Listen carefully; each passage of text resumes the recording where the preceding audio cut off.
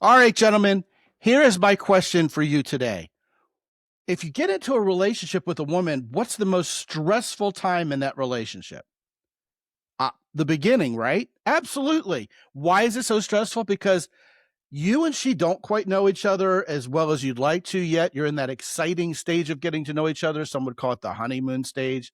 But man, you feel like if I screw this up, she's going to scoot. She's going to be at the door. Or maybe, she's going to screw up. And then, oh man, why are you now only telling me that you're a devil worshiper 3 weeks into this relationship? Couldn't you have said that up front? Well, what we're going to talk about today are the mistakes that people make in the first 3 months of a relationship. Isn't that a great topic? And, obviously, if you're making any of these mistakes, you're going to want to stop. But for most of us, I think it's going to be a lot of 2020 foresight. To help me do that for you today and discuss this whole topic at length is a great guest. Before we get there, I want to remind you that I am Scott McKay from XY Communications. I am your host in San Antonio, Texas, and you can find me all over social media at Scott McKay, except for Instagram, where I wasn't quite early enough to the party and had to settle for real Scott McKay. Of course, what's there with settling for being real, right? So deal with it. If you want to find me on Instagram, it's at real Scott McKay.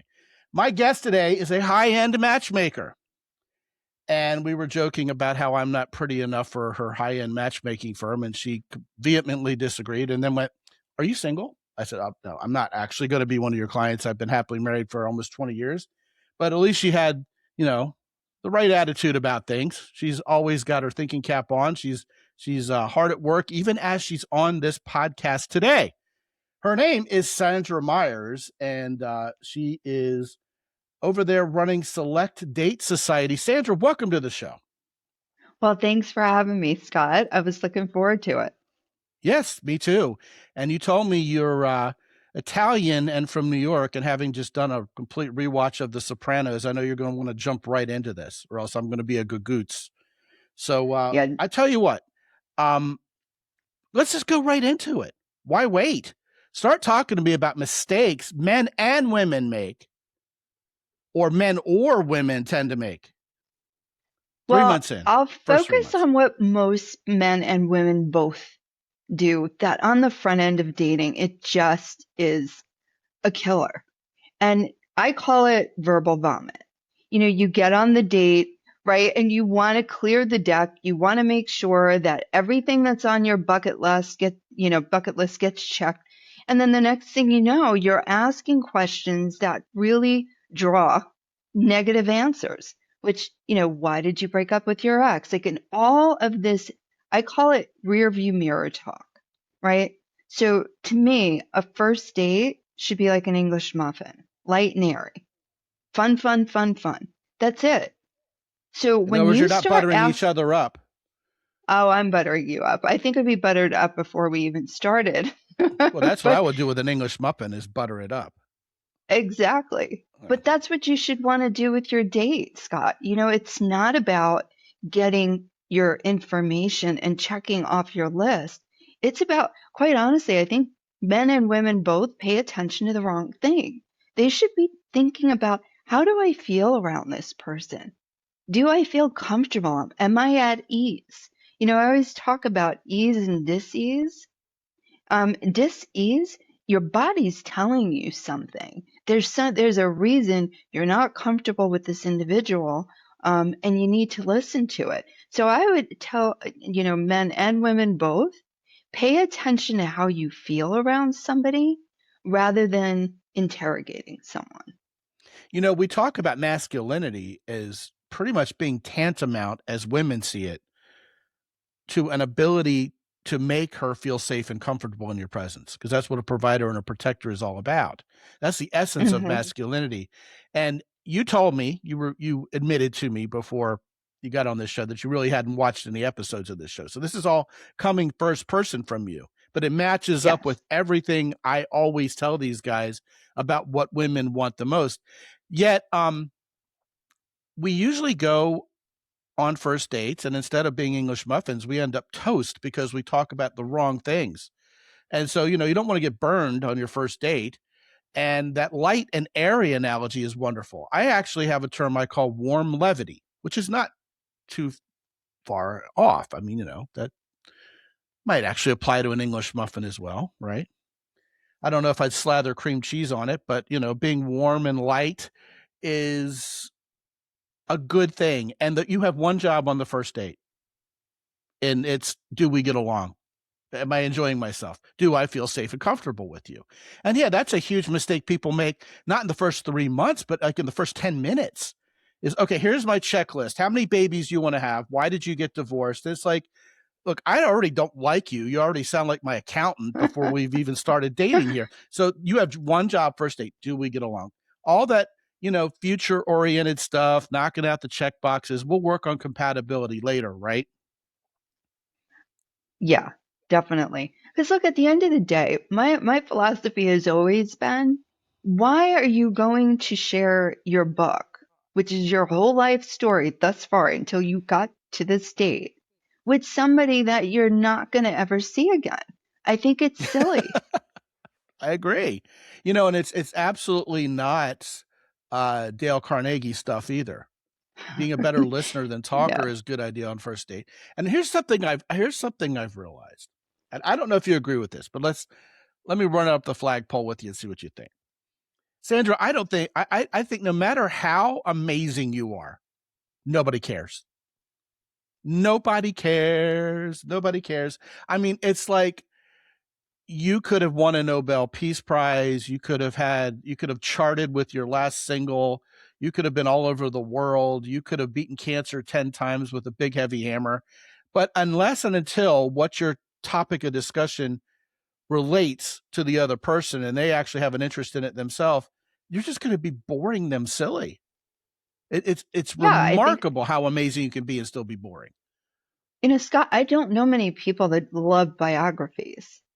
I mean, if you go to the library and go to the The biography section, bookstore. it's not It's the crowded. clearance section at Barnes and Noble, right? Yeah. Exactly. And you know what? I'll have people will write biographies who aren't even famous, thinking the whole Right. world would love to read my story. And yet, like Oprah's autobiography, like a Martin Short's autobiography are 50% off at Barnes and Noble. And I guarantee they're more interesting. Yeah, you're onto something for sure. Go ahead. Yeah, no, it just, it's a story isn't worth telling if your audience doesn't relate. So you don't know this person well enough to understand what they're going to be interested in, what they're going to care about. So I find it really funny that men specifically, I find men do this more often, and I think it's out of nervousness, and it's usually when they like somebody. They get excited because the chemistry's there, they like this woman, and then they feel like they need to prove themselves. And I'm trying to that's impress not you. what, yeah, it's like, let me give you my resume. Let me tell you how I stack up against anybody else you could have gone out with recently. It's like they're on the hunt for a job. But what they're realizing they should be on the hunt for is connection. And connection is what's going to move the needle here. It's not going to be the resume because most women have great resumes themselves. What they do want to feel is like what you just, alluded to, Scott, is they want to feel safe and they want to feel like a woman in the presence of a man. And yet, too many men are trying to neuter themselves down. Too many women have been told by the media that you should let your masculine out more, whatever that even means. And, what gets left in the lurch is attraction and then connection, right? That's exactly right. I think most people don't realize is that if you really show up as your fun, playful self, then people will pay attention to you. Then they will listen to you. Then your story will have value.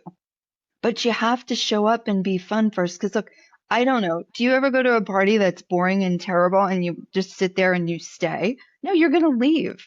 So you have to bring the party to the date and be fun and be exciting and talk about. I think one of the things I can share with your listeners, the easiest way to kind of keep yourself on track is avoid the rear view mirror. Think about driving a car. If you're going to drive the car and stare at the rearview mirror, you're going to crash and burn. You got to get it out the windshield. You've got to talk about what's ahead of you, what you're excited about, what's next, what they can actually see themselves in these pictures that you're drawing with you. So if you're talking about the next trip you want to go on, the woman's sitting there, oh, I could wear my hot bikini, or I could do, they will start visualizing themselves in your world. But if you're talking backstory, it's going to be a snooze fest. We don't have a time machine for that. No. Yep. Not to be overlooked, men are often allergic to fun. I know. And you are yet another woman practically just grabbing us by the face, you're Italian, and going, hey, have some fun, lighten up, will ya? And men are just like, no, I got to be stoic. I got to be serious. I got to be the strong, silent type, or else she's not going to like me. No, you need to help her femininity percolate. And women are all about fun. I mean, Cyndi Lauper warned us of that 40 years ago, right? Girls just want to have That's fun. right. You're dating Y'all don't grow yourself. up. Well, it's still timeless, right? Women absolutely want to have fun. They don't outgrow it, right? And if you're not any fun, she's not going to be attracted because it trickles back down again to she doesn't feel safe and comfortable. She's not allowed to be herself and have this she gets stressed by work all day long. She has to be serious with the kids. She has to be serious in the workplace. She has to be serious when she's cleaning the house. Can I please just go on a date and expect maybe an hour and a half vacation instead of punching into another job? Please. That's what she's saying, right? Yeah, that's exactly right. And think about this. When a guy shows up and opens the door, but if you're there first, you can get up, pull out their chair. I mean, there are little things that make a woman feel special and move them into their ladylike demeanor because you're treating them like a lady. So guys, they've kind of walked away from old school values, and I'm saying bring them back, because what women don't want is to be, feeling like they have to diminish themselves in order to feel, that you're going to be okay with them on a date. They don't want to diminish themselves, but they still want to be treated like a lady. And I think that gets conflated and confused. And the men kind of don't know what to do anymore. Isn't that an interesting concept of diminishing oneself? I believe it's a mistake to try to dumb oneself down in any Agreed. way, shape, or form. Agreed. But that will keep that from happening, is if they treat them like a lady and they feel that, they're being respected. And instead of pumping up your resume, pump up how you're treating this person across from you. It has more to do with you paying attention, you doing small things, asking them, did you want another glass, grabbing the waiter, just doing those little things that you're paying attention to their well-being. That's what women really buy into. I agree. Let's talk about what's happened nowadays with people focusing on transactional relationships. I can only imagine that has to be on your list of major mistakes people make. I mean, you're a matchmaker. Yeah. And I'm sure men and women both show up and they're saying, I want this person, I want this person, I want this person. They got to be this way. They can't be that way because that would be like super annoying. And then you say to them, all right, well, what are you bringing to their table? And they got nothing because they're expecting to get something out of this without giving anything in return. And it seems like, especially younger people, but I think the way the media has been driving things lately, it's very self-oriented out there, especially post-COVID. I mean, COVID, we basically were told, fend for yourself. You only have yourself. You can't go out and socialize with anybody. So that habit got formed, and it's still being promoted out there as if it's a good thing. So young people are getting into relationships going, all right, well, this person's going to help me pay for my college and give me a place to live. They're going to look good on my arm when we go out socially. She's going to give me a blowjob. It's what am I going to get out of this? Whereas the secret to a wonderful relationship is the joy of connecting and wanting to be this person's significant other. We derive joy from our connection and what we do for each other. And it's like nowadays people don't even relate to that. They're like, dude, what are you talking about? I don't understand it. Either I get something out of this or I don't. What's all this fluffy stuff you're talking about with connection and wanting to assist each other through life and partnership? It just doesn't compute anymore. You know what I mean? That's a mistake. I do. And I don't even think it's factual. Scott, to be honest with you, if you look at the basic human needs, like after food and housing, right? The next one Yeah. is safety. And I think Yes. that what happened, interestingly enough, our firm started in June of 2020, and then the Mhm. pandemic hit 6 months later. June of No, 2020, we were in it. no, June of, it was 6 months before the pandemic hit is when we opened, which was in June of Okay. 2020. And then it Okay. hit in later on that year. So Well, we you're opened in a up and place now where I we're think they were probably not so Yeah, fastidious they were about they it. were trying to figure. Well, we wound up starting our business. The pandemic hit right after, and then we're sitting here, starting up a company in the midst of this. And my thought Rough. was, wow, boy, do we have bad timing. But you know what happened? Our company blew up. And you know why? Because people realized how much they need connection. So I think the pandemic for some people made them realize how important it was. And for other people, it made them realize they really need that. And that scared the heck out of them because they're realizing they have a skill set they have not worked on, they're not prepared for. And so what happens is fear operates. And they're operating out of a fear mentality, and they're avoiding what they don't know how to do well. But it's our second safety need, and then the third need of a human being is belonging to something somewhere. So I think what happened with the young people, the online, it gave them a sense of belonging without no real responsibility.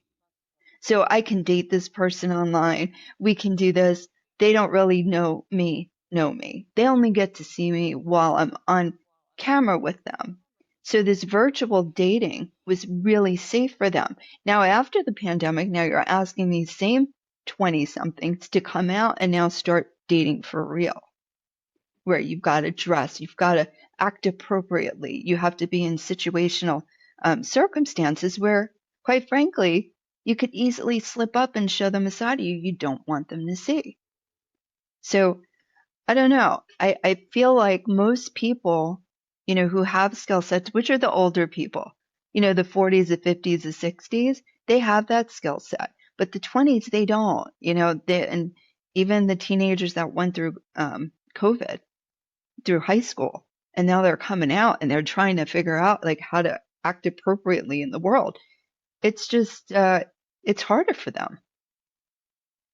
So the mistake in there is that they're too guarded and they're afraid they're going to reveal something about themselves that would be too vulnerable and the other person wouldn't like it or they're going to feel rejected because I think there is a perfectionism that's driven in the media, especially when you spend too much time uh looking at reels from beautiful influencers and stuff like Yeah. that.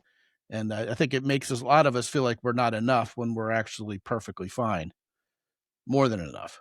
Now, that's a mistake. I'd like to pivot towards sometime after the first 10 minutes over the course of the next 3 months of making mistakes.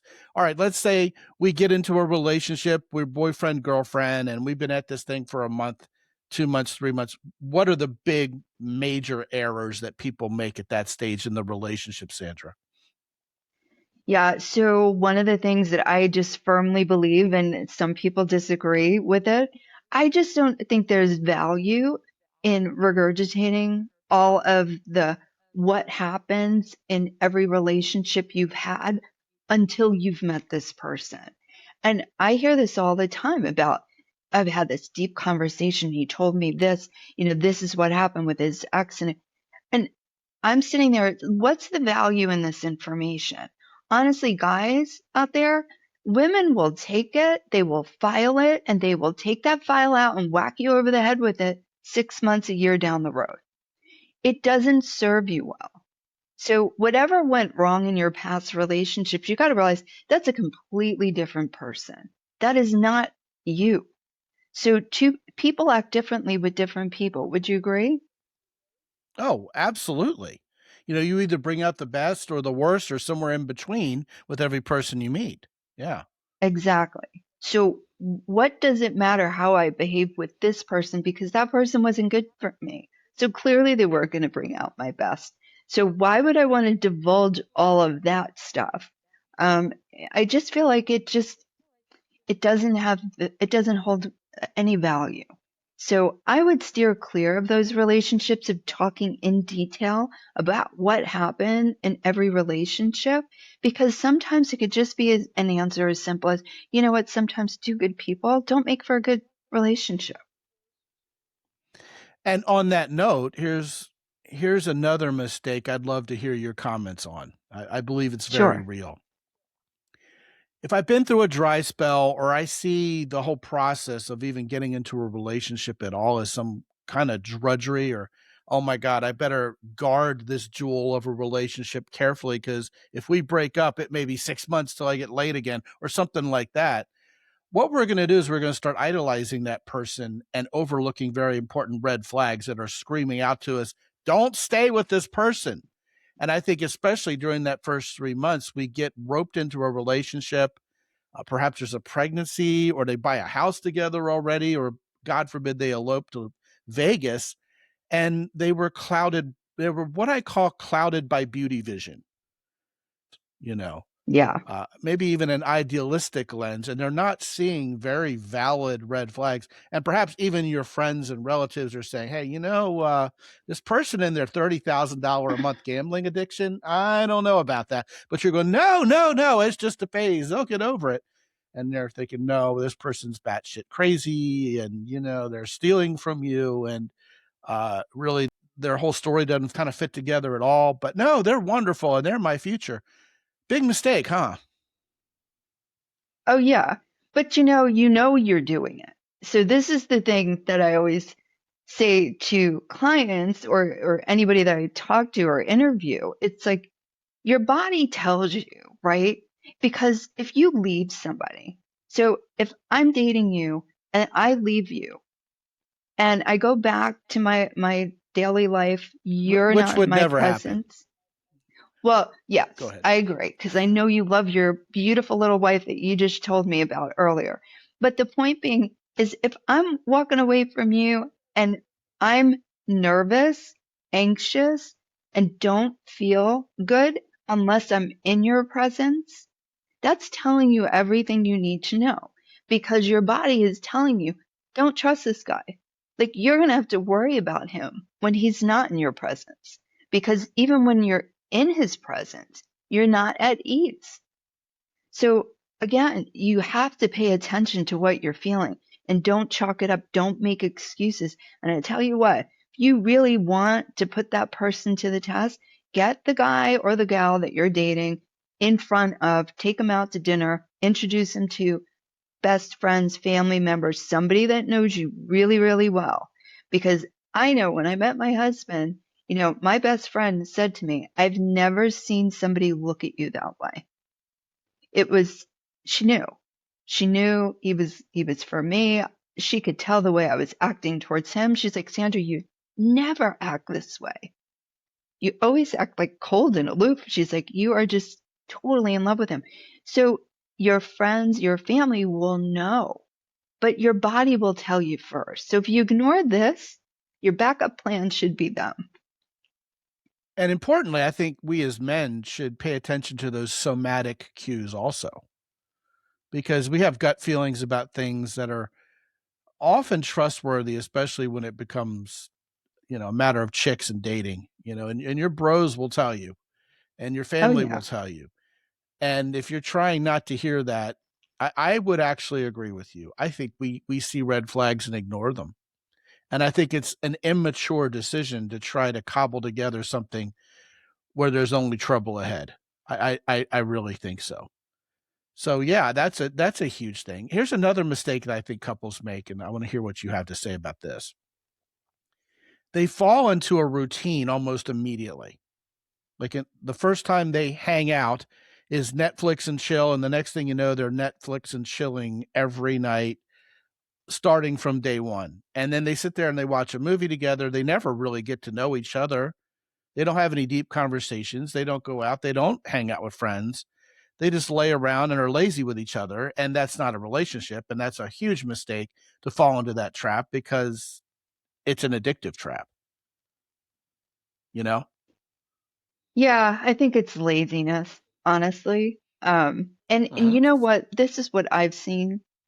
Doing this 30 years, I can tell the difference of how a man acts around somebody that they can't live without as opposed to can live with. Those are two very different things.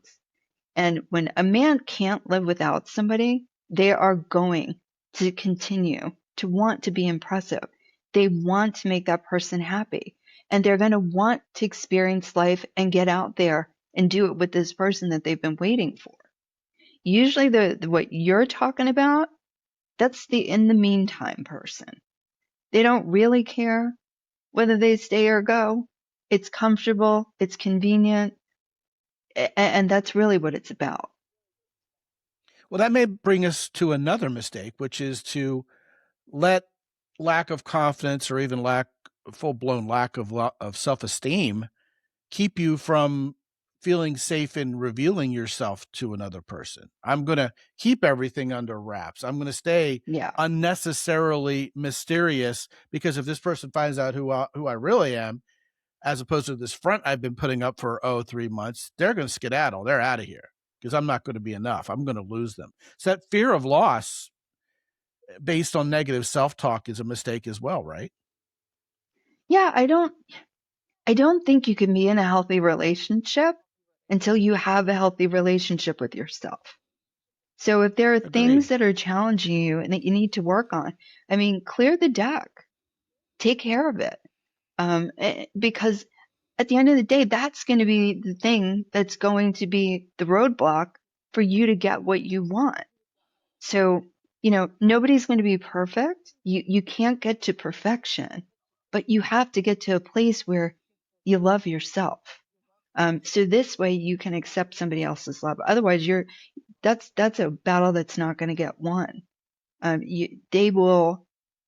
You can only kept shut down for so long without somebody feeling you're not interested because you're thinking you're protecting yourself, but they're thinking you're not interested because you're not sharing yourself.